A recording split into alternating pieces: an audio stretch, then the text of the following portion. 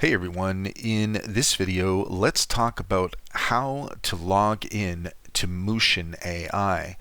In order to do so, here we are at Mootion.com, and once you're here then you should be met with a screen similar to this. Up at the top right hand corner you'll see the option to either log in or sign up. In our case, I'm going to go ahead and hit sign up. We'll click on that. And then from here, you can see that you can either sign up with your email and create a password, or you can sign up with Google or Discord. I'm going to go ahead and sign up with Google. And with just a couple clicks of the button,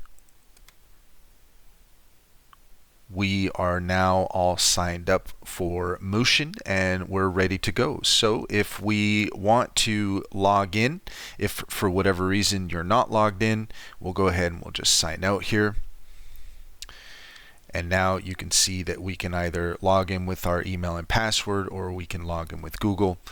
And that's all there is to it. If you found this video helpful, please leave a comment and like and subscribe for more helpful tips.